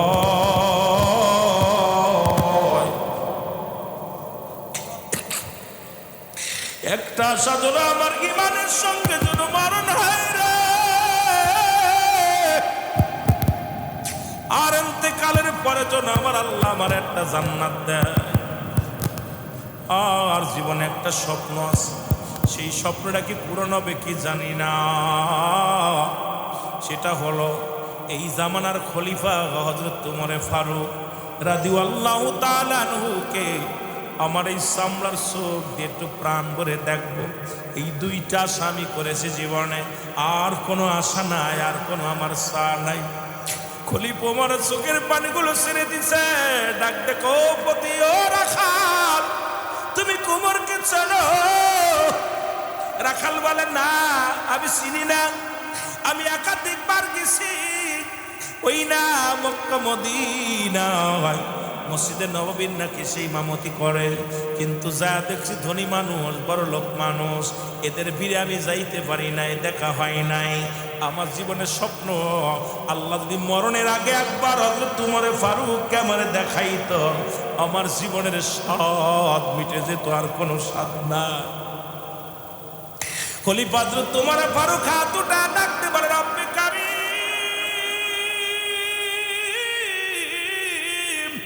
ও রব্বে কারীম, তুমি এই রাখালকে তুমি আল্লাহ একটা জান্নাত দিয়ে দিও, ওই মরণের সময় যেন জবানে কালেমা উঠায়া দিও, আর মৃত্যুর পরে তুমি একটা জান্নাত দিয়ে দিও গো আল্লাহ। এবার রাখাল ডাকতে কয়, ও মুনাফিক, তুমি আমার জন্য দোয়া করো, তুমি মিথ্যুক কাজ্জাব, তুমি আমার জন্য দোয়া করো। তোমার মতো মিথ্যাবাদী, তোমার মতো চোর, তোমার মতো মুনাফিকের দোয়া কে আল্লাহ কবুল করবো? তুমি আমার চুরি করা শিখাও, তুমি আমার ঘুষ দাও, আবার করে এটা কি কবুল করবো? অত তোমার নিজের সান্ত্বনা করলেন, নিজের মাটির ভিতরে বসে বলেন। এইবার উঠে ডাক দে কয়, ও ভাই, আমি আল্লাহর কাছে দোয়া করলাম, তুমি আমারে চোরবাট পার বললাম, তুমি তো নিজেই বললা জীবনের সঙ্গে মরতে চাও, একটা জান্নাত চাও, এই দোয়াটা আমি করলাম। আর দ্বিতীয় দোয়া হযরত উমরের সঙ্গে দেখা করতে চাও। শোনো, তুমি আজকে ফজরের নামাজটা বাইতুল মুকাররম, মুসলমান শোনো, ও মুসলমান শোনো, মসজিদে নববীর মধ্যে যা আদায় করবা। আজকে ফজরের নামাজ হযরত উমর ফারুক নামাজ পড়াইবো। আরে আমার দেশের ইমামগুলো, আমার দেশের ইমাম, আমার দেশে মুয়াজ্জিম, আমার দেশে মুসলমান যারা এমপি হয়েছে, একটা জানাজা পড়াইতে পারবো না। রাগ করবেন না, কথা কইলে রাগ করবেন না, অনেকে কষ্ট পান। আমরা চেয়ারম্যান বানাই, জানাজার নামাজের নিয়ত জানে না, জুম্মার নামাজ পড়াইতে পারে না। আমরা এমন মেম্বার বানাই, দাঁড়ায় প্রস্রাব করে বয়া করতে পারে না। আজকে দেশ প্রতিনিধি যাদের বানাইলাম, তারা যদি আমার জানাজা না পড়তে পারে মুসলমান, তারা যদি জুম্মার নামাজের খতিব না হইতে পারে, তারা যদি ঈদের নামাজ না পড়াইতে পারে, এমন নেতা দিয়ে আমাদের হইব কি? এমন নেতা আমার কি কাজে লাগবো? ও যুবক, খলিফা হযরত উমর ফারুক শুধু প্রতিনিধি নয়, দেশ পরিচালনার রাষ্ট্রনায়ক। এরপরে হলে খলিফা। উনি কি করলেন? উনি জুম্মা কোথায় ঈদের নামাজ, 5 ওয়াক্ত নামাজের ইমামতি করে। আর আমাদের এমপিদের যদি বলি, চেয়ারম্যানরা যদি বলি, চেয়ারম্যান সাহেব আপনি আজকে মাগরিবের নামাজ পড়া, চেয়ারম্যান কইব আর ওই মসজিদে যাইতাম না। জোরে বলেন ঠিক কিনা? এরা আবার ইমামদের ঝাড়ি দেয়, এরা আবার ইমামদের এমন ঝাড়ি দেয়, ওরে বাবা, মনে ওর চাকর, ওর চাকর বানায় ফেলাইছে। আমি এই জন্য বলি আলেমদেরকে, ইমামতির মধ্যে সীমাবদ্ধ থাকা যাবে না। গুলি মারি চাকরি, গরু পালবো, মোষ পালবো, মুরগি পাল, না পারলে বাদাম বিক্রি করব। কারুর গোলামি করতে রাজি নয়, গোলামি করবো আল্লাহ। কোন ইমাম সাহেবের বিরোধিতা করলে, কোন ইমাম সাহেবকে ট্রাসিং করলে, কোন ইমাম সাহেবের বিরোধী আপনার এই ইমাম সাহেবের উপরে তাগিদ দিলে, কোন মহল্লার ছেড়ে দাও, চাকরি দরকার নাই। পাঁচ এটা গোলামি করতে রাজি নয়। কারণ আমার নবী মাটি কাটছে, আমার নবী মাটি টানছে, আমরা মাটি কাটবো, মাটি টানবো, বকরি চড়াইবো, আমরা বাদাম বিক্রি করবো, প্রয়োজন আমরা জুতা স্যান্ডেলে কালি করবো, তবু আমরা মাথা নত করবো না। জোরে বলেন ঠিক কিনা?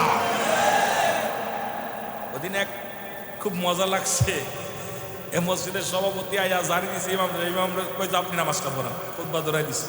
খুব মজা লাগছে গাইবান্ধারের দিকে, আমার খুব মজা লাগছে দেখা। প্রতিবাদ করার দরকার আমরা, কিন্তু আমরা ওই পা ধরে ধরে খালি চাকরি করা চিন্তা করি, প্রয়োজন নেই, মাঠে কাট। আল্লাহ নিজেই কাসিম হাবিবুল্লাহ, দিন মজুরি মেহনতকারী আল্লাহর বন্ধু, তুমি এসির মধ্যে বাদ দাও, এসির মধ্যে ঘুমাইবার, ইমাম সাহেব ঝাড়ি শুনবা, কমিটির নির্দেশ শুনবা। কমিটির একদম যারা আছে একদম আমাদের গোলাম বানায় ফেলছে, আমাদের উপরে কর্তৃত্ব খাটায়। এই ইমাম সাহেব পড়াশোনা পড়ো, ইমাম সাহেব ছোটাছুটা পড়ো, ইমাম সাহেব এটা করলে কেন, ওটা করলে কেন, তুই পড়া। ইমাম মানেই নেতা, যে নেতার মূল্যায়ন নাই আমরা নেতৃত্ব দিতে রাজি নয়। জোরে বলেন ঠিক কিনা? আর একটু জোরে বলেন ঠিক কিনা? যারা ইমাম আছেন কান্ডা খুলা হলেন। আমি গুনাহগার অনেক আগে বলছি যে আপনারা প্রয়োজনে মাঠে কাজ করেন, 2-4টা গরু কিনে পোষেন, মুরগি কিনে পোষেন, কাজ দিন মজুরি করেন। তবু যারা ইমামের উপর দিয়ে বিরোধিতা করে কথা বলে, ইমামকে নিয়ে উপহাস করে, দলাদলি করে, এই মসজিদে ইমামতি করেন না, দয়া করে ছেড়ে দেন। যেটা বলেন ঠিক কিনা? আমাদের ভিতরে কিছু মুনাফিক আছে, খেদাইলে আর একটা যে ঢোকে, ঠিক কিনা? খেদাইলে আর একটা যে ঢোকে। ওইটা একবার যদি আমরা যদি কি করতে পারি, এক দোয়া করবো, বাদ তো বাদই, সীমানায় যাবে না, দেখবেন মুসল্লি সব সোজা হয়ে যাবে। ইমামের উপরে মাতবাড়ি। যে কোনো মসজিদে, অসংখ্য মসজিদে নামাজ পড়তে গেলে যে একাধিক জায়নামাজ বিছানো, একমাত্র ইমামের জায়নামাজ ব্যতীত, একমাত্র ইমামের জায়নামাজ ব্যতীত কিসের জায়নামাজ? এটা হাজী সাহেবের জায়নামাজ, এটা মোল্লার জায়নামাজ, এটা মোরলের জায়নামাজ। কারণটা কি রে ভাই? জায়নামাজ বিছাই রেখে দিছে, ওই মসজিদে নামাজই তো হবে না। যে মসজিদে নিজের জায়গা নির্ধারিত করা আছে, মুসল্লিরা যায় নয় যাবে, ওরে বাবা হাজী সাহেব দাঁড়াইব। কত বড় সাহস! আল্লাহর ঘর সেন ভাগাভাগি। যারা বলেন ঠিক কিনা? এই যে আমি বলি আলেমরা নেতৃত্ব দিতে জানে, আলেমরা কারোর কাছে সারেন্ডার করতে, একমাত্র আল্লাহর কাছে সারেন্ডার করে। যারা বলেন ঠিক কিনা? আপনারা সোজা হন, দেখবেন সব সোজা হয়ে যাবে। দুর্নীতি দমন করা কোনো ব্যাপার? এই জন্য মানুষের মতো মানুষ হতে হবে। ছোট্টবেলা থেকে আমরা শুনেছি, আমার মা বলতো বাবা মানুষের মতো মানুষ হইতে হবে, দাদাই বলতো মানুষের মতো মানুষ হতে হবে, চাচাই বলতো মানুষের মতো মানুষ হতে হবে, উস্তাদ বলতো মানুষের মতো মানুষ হতে হবে। আমি চিন্তা করতাম যে আমি তো মানুষই, আমি গরু, আমিও তো মানুষ। কিন্তু এখন বুঝি কেন বলতো, যখন বুঝলাম যে যারা বিদেশ থেকে ডিগ্রি আইনা চেয়ারের মধ্যে বইয়া, যারা আপনার ঘুষ ছাড়া যাদের কলম চলে না, আর জানতাম তারা মানুষ হতে পারে নাই, এরাও মানুষ। জোরে বলেন ঠিক কিনা? আরো জোরে বলেন ঠিক কিনা? বোঝেন আমার কথা? বোঝেন? বিদেশ থেকে ডিগ্রি নিয়ে আসে ডক্টর হইয়া, যাদের কাছে অপারেশন করে না, টাকার জন্য যারা অপারেশন করেন, রুগী মারা যায়, আর জানতাম তারা মানুষ হতে পারে নাই, তারা অমানুষ। কারণ আপনি অমানুষের বাবা, আপনি অমানুষের মা, কারণ আপনার সন্তান মানুষ করতে পারেন নাই। পিএইচডি করাইছেন কিন্তু মানুষ হতে পারে নাই। জোরে বলেন ঠিক কিনা? পিএইচডি করাইছেন, আমি হিসাব করে মিলায় দেখেছি, আমার দেশে কোনো কৃষক দুর্নীতিবাজ নয়, আমার দেশে কোনো ভ্যান চালক দুর্নীতিবাজ নয়, আমার দেশে দুর্নীতিবাজের এক নাম্বার শীর্ষ হলো শিক্ষিত সমাজ, যারা এই চেয়ারগুলো ধরে রাখছে, চেয়ারের মধ্যে বইয়া লক্ষ লক্ষ কোটি টাকার দুর্নীতি করতে। জোরে বলেন ঠিক কিনা? আরো জোরে বলেন ঠিক কিনা? এগুলি শিক্ষিত বানা, আপনার মানুষের মতো মানুষ বানান, অমানুষ বানায় না। বিদেশে দিয়া কোটি কোটি টাকা খরচ করে অমানুষ বানাইছেন, আসছেন, একটা রুগীও দেখে না ফিরি, একটা রুগীও দেখে না ফিরি। চেয়ার খালি পাইলে হয়, চেয়ার। খোদার কসম আমি নিজেই ভুক্তভোগী। আমি একবার মাদ্রাসা বোর্ডে গেলাম, তো নূর আলম ভাই ছিলেন, নুরি ভাই ছিলেন মাদ্রাসা বোর্ডের চেয়ারম্যান, শাহাদত ভাই ছিলেন কিরানি। আমি নাম বলতে শুনে নেন, যদি মিথ্যা হয় জবান কেড়ে নিবে আল্লাহ। উনার এত লম্বা দাড়ি, পাগড়ি পাগড়ি মাথায়, পাগড়ি বান্ধা, জুব্বা মাথায়। আরে আমার কাছে কয় হুজুর কলম লাগবে একটা 5,000 টাকাটা কলমের দাম। কয় হুজুর আমার নামটা আর ছোট করে আর হয়ে গেছে, বড় করে আর করবো। আমার কয় হুজুর এই মৌলানা সাহেব, আমি জি। কয় রোজার দিন তো গেছি, কয় যে এটা কলম লাগবে, এইটাতে করতে গেলে কলম লাগবে, কলম কিনতে। আমি কই ভাই কলমের দাম কত? কয় 5,000 টাকা লাগবে। আমি দেখ কপালে দাগ পড়ে গেছে, বেয়াদব হারামখোর। মন দুধের মধ্যে যদি একটু দুধ আপনার চুনা পড়ে, দুধ কি ভালো থাকবে, নষ্ট হয়ে যাবে? জয় বলেন। জামা কাপড় গায়ে দিয়া, পোশাক গায়ে দিয়ে অসংখ্য দুর্নীতিবাজ, কোন লিবাসদারি আলেম কোনদিন আপনার জুতা চোর হয় না, জুতা চোর আলেম সাজে। জোরে বলেন ঠিক কিনা? মুসল্লি সাজে, নিয়মিত মুসল্লি যারা জীবনেও স্যান্ডেল চুরি করে না, জুতা স্যান্ডেল চুরি করে না, চোর সাজে, চোর মুসল্লি সাজে। জোরে কোন ঠিক কিনা? ও সাজে মুসল্লি সাইজা মসজিদে ঢুইকা নামাজ পড়ে স্যান্ডেল এক জোড়া নিয়ে ভাগছে। জোরে বলেন ঠিক কিনা? কিন্তু মুসল্লি কখনো কারোর জুতা স্যান্ডেল নেয় না। ঠিক কিনা? ঠিক কিনা? আমার ভাইরা, আমার বন্ধুরা, আমার কষ্ট পাচ্ছেন আপনারা? কষ্ট পাচ্ছেন? আওয়াজ জোর ছেড়ে দিব, ছেড়ে দিব, একটা বেজে গেছে, ছেড়ে দেবো আপনাকে। আমি অনেক দূরে যাব, আমিও বেশি কষ্ট দিব না আপনাদেরকে। আপনারা কষ্ট পেলে আমিও কষ্ট পাবো। আপনাদের কষ্ট দিয়ে আমি আপনাদের কষ্ট দেওয়ার জন্য আসি নাই, বসিও নাই। কারণ 12টার পর থেকে ওয়াজ করার নিয়মও নাই। কারণ আপনারা এই যারা ফজরের নামাজ কাজা যাবে, আমিও ধরা পড়বো, আপনারা ধরা পড়বেন। নামাজ হলো ফরজ, ওয়াজ হলো নফল বন্দেগী। আপনি করলে যদি শোনেন সব আছে, না শুনলে কোনো গুনাহ হবে না। আপনি বাড়ি ঘুমাইলে গুনাহ হবে না। কিন্তু ফজরের নামাজটা বাদ যদি ঘুমায় থাকেন, এর জব আমাকেও দিতে হবে, আপনাকে দেওয়া। হুজুরে এদিকায় তুই তো ভালোই সুর টুট দিয়া মানুষের ঠেকায় রাখছিলি, এখন এই যে একটাও ফজরের নামাজ পড়ে নাই, লাভ কি? ওয়াজ দিয়ে লাভ আছে? লাভ নাই। এই জন্য আমাদের ওয়াজ রাখতে, আমি জন্য বারবার বলছি, কর্তৃপক্ষকে বলছি, হয় না মাহফিল রাখবেন ফজরের নামাজ পর্যন্ত, আর না হয় 12টা পর্যন্ত। হয় 12টার আগে ছেড়ে দিবেন, আর না হলে ফজরের নামাজ পড়ে এখানে আদায় করে আমরা সবাই চলে যাবো। এই দুইটার পক্ষে আমি এই দুইটার, হয় 12টার আগে ছাড়তে হবে, সর্বোচ্চ 12টা, আর না হলে ছাড়তে হবে ফজরের নামাজ পর্যন্ত। কি আপনারা একমত না? ওই আপনার ওই দেখা যায় অনেক মানুষ নামাজ কাজে যাবে, অধিকাংশ মানুষের নামাজ মসজিদ যাবেন না, কথা বোঝেননি? এই মানুষগুলো রওনা দিলেন, রওনা দিয়ে গভীর রাত হয়ে গেলেন। জাদা করে খলিফা হযরতে মুসলমান উসমান গনি রাদিয়াল্লাহু তাআলা উনি দাঁড়ায়া দাঁড়ায়া তাহাজ্জুদের নামাজ পড়ে, জোরে জোরে বলেন সুবহানাল্লাহ। তাহাজ্জুদের নামাজ পড়তে লাগলেন। উনি পাশে যে বসলেন, এইবার ওই রাখাল পাশে যে বসলেন, হযরত উসমান গনি রাদিয়াল্লাহু তাআলা সালাম ফিরে বললেন, ভাই আপনি কে গো? আপনার তো চিনলাম না, আপনি এত রাত্রে মসজিদে কেন? এত রাত্রে কেন মসজিদে আইলেন? আপনারা তো আগে কোনোদিন সামনের কাতারে দেখি নাই। বলে ভাই আমি আজকে আসছি না, আমি আরো কয়েকদিন আসছি, সামনের কাতারে আসার সুযোগ পাই নাই। আজকে আমাকে একটু দাঁড়ানোর সুযোগ দেন, আমি আর জীবনেও কোনোদিন সামনে দাঁড়াবো না। ভাই কারণটা কি বলেন? ভাই আজকে কি ইমামতি করবে কে? বলে ইমামতি করবে খলিফা হযরত উমর ফারুক রাদিয়াল্লাহু তাআলা, উনি ফজরের ইমামতি করবে, কারণ ফজরের নামাজের ইমামতি করবে হযরত উমর ফারুক রাদিয়াল্লাহু তাআলা। সুতরাং আমি তাকে দুনিয়ায় দেখার জন্য এসেছি, জীবনে বড় শখ। আমি মরণের আগে যেন এমন একজন ন্যায় পরায়ণ বাদশাকে দেখতে পারি, এইটা আমি একটা মাত্র স্বপ্ন দেখে আশা করেছি আল্লাহর দরবারে। উনি বললেন, ভাই শুধু আজকে নয়, তুমি প্রতিদিন আসবা। এই জায়নামাজ ব্যতীত, একমাত্র ইমামের জায়নামাজ ব্যতীত বাকি মসজিদের মধ্যে যেখানে তুমি জায়গা পাবা, সেখানে তুমি দাঁড়ায়া দাঁড়ায়া নামাজ আদায় করবা, বয়া বয়া পড়বা, বয়া পড়বা, দাঁড়ায়া পড়বা, যেমনি পারো সেমনি নামাজ তুমি আদায় করবা। জোরে বলা যাবে না সুবহানাল্লাহ। এইবার মুসলমান আযান হয়ে গেল, আসসালাতু খায়রুম মিনান নাওম, ঘুম থেকে নামাজ উত্তম। আযান হয়ে গেল, আযান দিয়ে পর মুয়াজ্জিন সাহেব বলেন আপনারা সুন্নাত নামাজ পড়েন। সবাই তারা সুন্নাত নামাজ শুরু হয়ে গেল। নামাজ সবার অপেক্ষাতে ইমাম আসবে, ইমাম আসলেই ফরজ শুরু হবে। খলিফা হযরত উমর ফারুক রাদিয়াল্লাহু তাআলা আনহু উনি ভিতরে প্রবেশ করলেন। ভিতরে প্রবেশ করার পর সব মুসল্লি দাঁড়াইলেন। মুসল্লিরা যখন দাঁড়ায় গেছেন, রাখাল ডাক দেখ আল্লাহু আকবার, আল্লাহু আকবার, আল্লাহু আকবার। লোকজন বলে কি হলো? এখনো তো ইমাম সাহেব ইমামতি করতে শুরু করে নাই, সূরা কিরাত পড়ে নাই, নামাজের নিয়ত পড়ে নাই, তারপরে আপনি কেন আল্লাহু আকবার বললেন?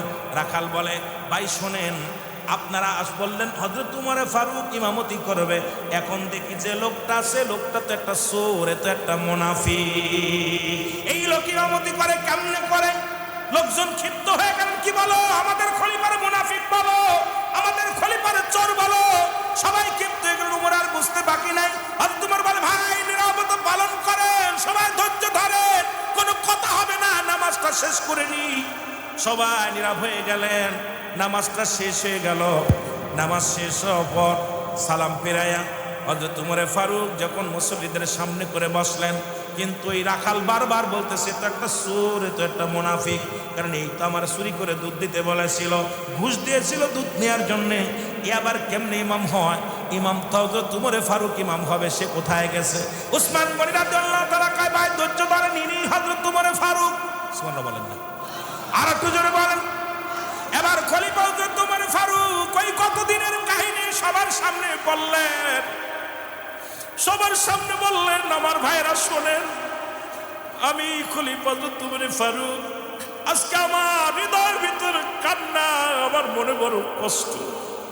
আমি খোঁজ নিয়ে দেখলাম আমার রাজ্যের মানুষগুলো কোরআনের আইন কত সুন্দর মানে, এই কোরআনের আইন মানতে যাইয়া এক পেয়ালা দুধ পর্যন্ত যারা উমরের ভয়ে অন্যরা দেয় না, এই এক পেয়ালা দুধ দহন করে না মালিকের ভয়ে, এক পেয়ালা দুধের বের করে না আল্লাহ রাব্বুল আলামিনের ভয়ে।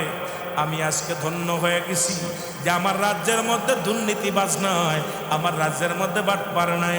আমার নিজ চোখে দেখলাম একটা রাখাল আমার চোখ খুলে দিছে, জোরে বলা যাবে না সুবহানাল্লাহ। রাখালকে বললেন, রাখাল রে, আমি আর কেউ নয়, গত গতকালকে যে প্রতীককে তুমি দেখেছিলে আমি সেই প্রতীক। আমি হযরত উমর ফারুক রাদিয়াল্লাহু তাআলা সঙ্গে সঙ্গে রাখাল বেহুশ হয়ে পড়ে গেলেন। এবার হযরত উমর ফারুক তাকে হাত ধরে বুকের ভিতরে নিলেন, বুকের ভিতরে নেওয়ার পর ওনার হুঁশ ফিরে পাইলেন। ডাকতে বলে, আমিনুল মুমিনিন, আপনাকে কত মন্দ কথা শুনাইলাম, একবার আপনি রাগ করেন নাই। আপনাকে গালি দিলাম, আপনি রাগ করেন নাই। আপনাকে কত না মন্দ কথা শুনাইলাম, একটু কষ্ট পান নাই। আর আমার দেশের মেম্বারের বিরুদ্ধে কথা বললে মামলা হয়, এমপির বিরুদ্ধে কথা বললে মামলা হয়। মন্ত্রীর কথা তো আর বলবোই না, প্রধানমন্ত্রীর কথা বলবো না। দেশ গণতন্ত্র বলতেছি, কিন্তু কারো বিরোধিতা করলেই মামলা। কোন বক্তা যদি বলে তার বিরুদ্ধে গ্রেফতারি পরোয়ানা জারি হয়ে যায়। এই হলো দেশের 12টা। ইসলাম মানতে হলে আপনাকে সমালোচনা মানুষ করবে, এটাকে বোঝার মতো সুযোগ তাদের দিতে হবে। কিন্তু না দিয়া যদি আপনি নিজের ক্ষমতার ব্যবহার করেন, আজকে ক্ষমতার অপব্যবহার করিয়া আজকে মানুষকে বিভ্রান্তি করেন, আল্লাহর দরবারে একদিন জবাব দেওয়া লাগবে। জোরে বলেন ঠিক কিনা? আর একটু জোরে জোরে চিল্লায় বলেন ঠিক কিনা? সুতরাং এই ছিল, শুধু তাই নাই বাদান, শুনে নেন। একদিন গভীর রাত্রে হযরত উমর ফারুক রাদিয়াল্লাহু তাআলা গভীর রাত্রে রওনা দিলেন প্রজাদের দেখার জন্যে। যা দেখে রে, একটা জীর্ণশীর্ণ এলাকার মধ্যে মুসলমান মিট মিট করে একটা বাতি জ্বলে। ভিতর থেকে ভাই সালাম দিলেন, আসসালামু আলাইকুম ইয়া আলাল ভাই। ওয়ালাইকুম আসসালাম। কে? ডাকতে বলে, আমি একজন প্রতীক, মাগো বাইর হও। উনি বাইর হলেন। বাইরে বলে, মাগো এত রাত জেগে আছো কেন? বলে, বাবা আজ একটা সপ্তাহ ঘরের ভিতর কোনো খাবার নাই। এই ঘরের ভিতরে কোনো খাবার নাই, আমার মাসুম বাচ্চাগুলো না খেয়ে আছে, আমিও না খেয়ে আছি। বলে, মাগো উমরের কাছে কি গেছিলা? তাই কেন উমরের কাছে যাব? উমর কি দেখে না আমি তার প্রজা, সে আমার রাজা? আমি কেন যাব? সে আমারে খুঁজে কেন বাইর করে না? আমি উমরের বিরুদ্ধে মামলা দিলাম, আমি আল্লাহর আদালতে মামলা দিলাম। আল্লাহ যেন হযরত উমরকে যেন না ছাড়ে। জোরে বলেন আল্লাহু আকবার। খলিফা তো উমর ফারুক বলতেছে, মাগো তুমি যে উমরের বিরুদ্ধে অভিযোগ দিতেছো, তুমি কি উমরের কাছে গেছিলা? কেন যাব? সে জানে না আমি গরিব, তার মহল্লায় বাস করি, আমি জানে না সে আমি অসহায়। আর আমার দেশে ফ্যামিলি কার্ড বলে না। আর এই যে চাউল 10 টাকা কেজি চাউল দিতে গেছে, 10 কেজি করে চাউল দিছে আমাদের মেম্বাররা। আপনাদের বরগুনার দেখলাম এক মেম্বার 10 কেজি চাউল দিতে যায়, 7.5 কেজি 3 কেজি চুরি করছে। এ চোরে গেলে কি করে মানুষ করব? এরা একজন দেশের মাথায় টুপি আছে, আবার পাঞ্জাবি গায়ের ভিতর আছে। মেম্বার চাল মেপে দিচ্ছে, 10 কেজি জায়গা দিচ্ছে 7 কেজি। কথা বুঝেন না? আরে গরিবের 3 কেজি চাউলের লোভ যারা সামলাতে না পারে, এরা কেমনে দেশ পরিচালনা করবে? এরা কেমনে ইউনিয়ন পরিচালনা করবে? এই চোরেদেরকে জুতা পিটা করে বাইর করতে হবে। যারা বলেন ঠিক কিনা? সে যে হোক না কেন, জনগণের সাথে যারা তামাশা করবে, ইউনিয়নের প্রতিনিধি হোক, সে যত বড় জান্নালা হোক, এদের কোনো ছান নাই। যারা বলেন ঠিক কিনা? আমি আশ্চর্য হয়ে গেলাম যে 10 কেজি চাউলের লোভ 7 কেজি দিচ্ছে, 7 কেজি 6 কেজি 4 কেজি চুরি করছে। আরে কি চোর?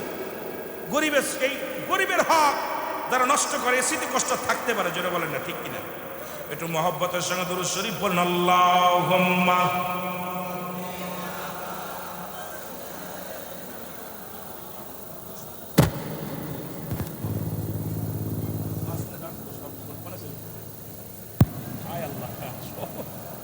আমি তো সব দিন সর্বজনীন নীতি। এইবার খলিফা তোমার ফরমা, খুব খেয়াল, মা গো আপনার কুমরের বিরুদ্ধে এত অভিযোগ কেন? কয়, ওরে আমি খলিফা, আমার খবর নেই না, আমি আল্লাহর আদালতে মামলা দিলাম, নালিশ দিলাম আল্লাহর কাছে, আল্লাহ ধরে ওরে না ছাড়ে। সঙ্গে সঙ্গে খলিফা 40টা মোহর পকেট থেকে বাইর করে কয়, মা গো এই নাও, এই নেও, এইটা নেও নিয়া এবার মহিলার হাতে দিলেন। কয়, বাবা রে, খলিফা ওমর যদি খলিফা না কয়, তুই যদি হতি কতই না ভালো হতো।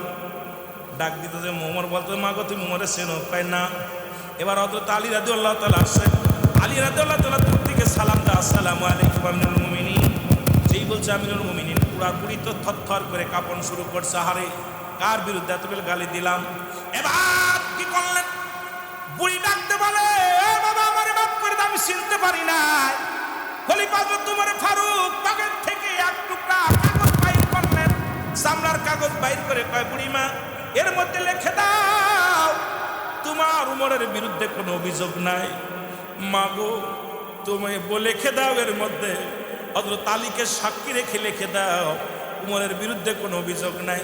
বুড়িমা কি করলেন, লিখে দিলেন। এবার হযরত উমরে ফারুক ডাক দেখায়, ভাই আলী, যেদিন আমি মারা যাব রে, মারা যাওয়ার পর আমার কাফনের মধ্যে এই টুকরা দিয়া দিবা, কারণ এই একটা মানুষ যদি আমার বিরুদ্ধে অভিযোগ করে আমি আল্লাহর দরবারে কি জবাব দিব রে, জবাব দিব রে। এ মুসলমান, এই হলো ইসলামের বিধান, ইসলামের নিয়ম, ইসলামের বিধান মেনে তারা জীবন যাপন করেছে। এই জন্য আমি আপনাদেরকে বলি, আজকে আমাদের সমাজ, আমাদের জাতি এমন একটা সর্বনাশের দিকে চলে গিয়েছে। এখান থেকে ফিরানোর যে রকম আমাদের চেষ্টা করার দরকার, সেই চেষ্টাগুলো আমাদের চালিয়ে যেতে হবে। বাকি আল্লাহ পাক যেন আমাদের দয়া করে। জোরে জোরে চিল্লায় বলা যাবে না মারহাবা, আর একটু জোরে জোরে চিল্লায় বলো মারহাবা। এই দুর্নীতির ওই জায়গায় বসে জাহির করে জ্ঞান, কলম দিয়া কামাই টাকা, কলম দিয়া কামাই টাকা, আবার ধরে সাধুর ভান। ওরা শিক্ষিত শয়তান, ওরা শিক্ষিত শয়তান, ওরা শিক্ষিত। একটু জোরে জোরে চিল্লায় বলা যাবে না, ওরা শিক্ষিত শয়তান। ওরা হলো জাতির নাকি মহামারী মহাতন, পাইলে কলম ঠাকাইয়া চালায় ওরা নির্যাতন। ঘুষের টাকায় ওদের ভুড়ি, ঘুষের টাকায় ওদের ভুড়ি করে যে টান টান। ওরা শিক্ষিত শয়তান, ওরা শিক্ষিত শয়তান। ওরা কষ্ট, আপনাদের কষ্ট হয়? এর আগে পরে মনে হয় বলেন না, এই জন্য আর বলতে পারতেছেন না। 2-4 জন যাও জবান খুলতেছে, বাকিগুলো চিন্তা করে হুজুর ওয়াজ করলে টাকা পাবো, আমরা কি পাবো? ঠিকই এই যে অবস্থা আমার ভাইরা আমার। সুতরাং আলোচনা রাখাবো না, শেষ করবো পরিসর্বোপরি বলি, যাদের আব্বা মা নাই একটু হাত তুলে দেখান, হাতটা তুলে দেখান না। আহারে, অনেকের আব্বা মা নাই, আল্লাহ কবুল করো, জোরে বলেন আমিন। পিতা মাতা এন্তেকালের পরে 7টা হক, যেটা ওয়াজ করে আসছি, কিছু ওয়াজ করে আসছিলাম মাঝখানে, কয়টা হক? জোরে বলেন কয়টা? 7টা হক এন্তেকালের পরে। এন্তেকালের আগে হলো 7টা হক, যাদের আব্বা মা মরে গেছে। 7টা হক, নাম্বার 1, 1 নাম্বার, ভালো করে লিখে নেন, তাদের জন্য মাগফিরাত কামনা করতে হবে। জোরে বলেন মারহাবা। 1 নাম্বার, তাদের জন্য মাগফিরাত কামনা করা লাগবে। 2 নাম্বার, তাদের জন্য সবর রেসানি করা লাগবে। আল্লাহু আকবার বলো। যেহেতু লেখছে অপমানি করা যাবে না, সেটা যদি ওয়াজ করি একটু না কইলে হুজুরে কইলাম দিল না, আর তো বিপদ না। তারপরে আলিফ ভাই আমার অনেক জুনিয়র, দেখলে অনেক জুনি, কিন্তু দেখলে এক জায়গায় দাঁড়াইলে দুজন মনে হচ্ছে আমার সাথে মুরব্বী, কথা বুঝেননি? হ্যাঁ, কারণ আমরা 2002 সালে কামেল কমপ্লিট করছি, সেই আজকে না। আমার বাবারা আমার গভীর মনোযোগ, যে কথাগুলো বলি, 2 নাম্বার হলো তাদের জন্য মাগফিরাত, তাদের জন্য দোয়া কামনা করতে হবে। 3 নাম্বার হলো তাদের ওসিয়াত পূরণ করা লাগবে। ভালো করে লিখে নেন, শরীয়ত মোতাবেক ওসিয়াতগুলো, একটা হলো ওসিয়াত, একটা হলো নসিয়াত। উলামা ইকরাম অনেক আছেন, এই ওসিয়াতগুলো পালন করা লাগবে বাবারা আমার। তবে আবার এমন ওসিয়াত পালন করেন না, বাবা মরে যাওয়ার সময় একটা প্রতিমা বানায় থুস, একটা মন্দির বানায় থুস, এই কাজ করা যাবে না।